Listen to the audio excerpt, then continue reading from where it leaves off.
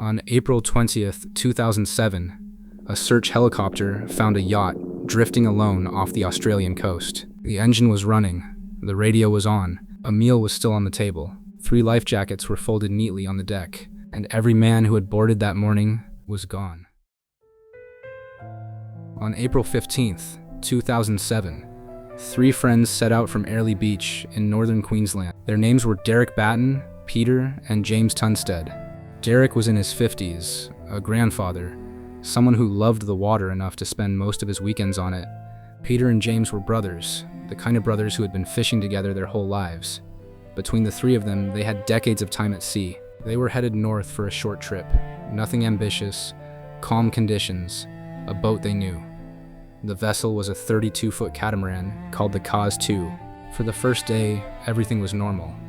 Weather reports were mild, there was no distress signal, no mayday, no indication at any point that anything was wrong on board. On April 20th, 5 days after they departed, a search and rescue helicopter spotted the Kaz II drifting 80 nautical miles off the Great Barrier Reef. The dining table was set, and every safety mechanism the men would have needed to survive was still on board. Their life jackets, their emergency beacon, their radio. But Derek, Peter, and James were nowhere to be found. At first glance, this seemed like a tragedy with a simple explanation. 3 men overboard, likely swept off the deck during a rogue wave or a sudden squall. Sad, terrible, but explainable. That's what investigators believed at first.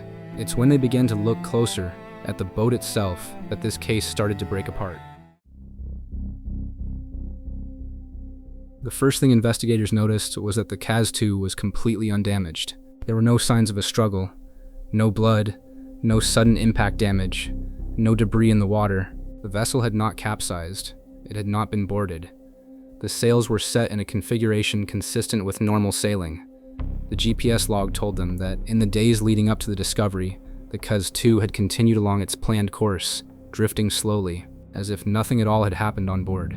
Then they found the video camera. Derek had brought a handheld camcorder for the trip, and it had been recording intermittently. What they found on it stopped the investigation cold. The final piece of footage showed one of the Tunstead brothers on deck. He was calm, he was smiling. The weather behind him was completely clear. There was no wind, no distress, no threat visible in the frame. The timestamp on the footage placed it just hours before the men vanished. The camera captured nothing that explained what came next. When investigators reviewed the state of the boat more carefully, they noticed something that has never been fully explained. The engine was running, but the propeller was disengaged. The fishing lines were still in the water, trailing behind the boat, undisturbed for days. And on the deck, near the stern, was a single fender. A fender is a bumper that sailors deploy over the side of the boat when they're preparing to dock or to pull something up from the water.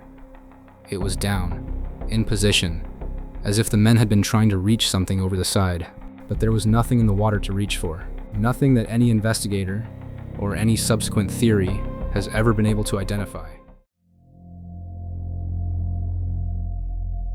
Now consider this, the Kaz II is not the only one. In 2003, a Taiwanese fishing vessel called the High Aim 6 was found drifting off the coast of Australia. Engine running, cabin lights on, personal belongings still in place, not a single crew member on board. To this day, no one knows what happened to the 10 men who were meant to be aboard. In 1955, a small boat called the Joyita was found drifting in the South Pacific, partially flooded but still afloat. 25 passengers and crew had vanished. The lifeboats were still attached. Their belongings, their cargo, their instruments, all left behind. No bodies were ever recovered. And the pattern continues.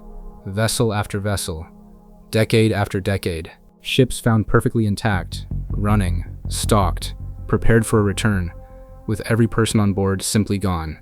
Investigators have proposed theories for each case in isolation. Rogue waves, piracy, mutiny, sudden illness, and in some cases, those explanations may well be correct.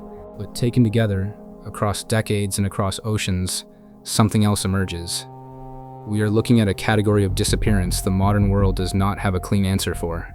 A category where the vessel survives, but the people do not. The official inquest into the Kaz II was released in 2008. Investigators concluded that the most likely explanation was that one of the men had fallen overboard while fishing, and the other 2 had gone into the water in an attempt to rescue him. According to the inquest, all 3 drowned. It's a reasonable theory. It's a plausible theory. And for many, it was enough. But it doesn't explain the fender that was already deployed. It doesn't explain the calm footage taken hours before the disappearance. It doesn't explain why 3 experienced sailors in perfect weather would have jumped into open ocean without a single life jacket between them. And it doesn't explain the pattern, because Derek Batten, Peter Tunstead, and James Tunstead were not the first 3 men to vanish from a boat that stayed behind. And they will not be the last. Somewhere, tonight, there are families who still don't know what happened, brothers who never came home, a grandfather whose chair sits empty, and an ocean that has never given a single answer back. To this day, the Kaz II case remains officially closed. But among the sailors who worked those waters, among the investigators who reviewed the footage, and among the families who never received a body to bury, the question has never fully gone away. What happens in the space between a full deck and an empty one? We may never know. The ocean holds its silence as well. It always has. And somewhere, tonight, another boat is drifting. Its lights are on, its engine is running, and no one is answering the radio. If you'd like to see more stories like this one, consider subscribing. It helps this small channel grow. Thank you for watching Nocturne Reports.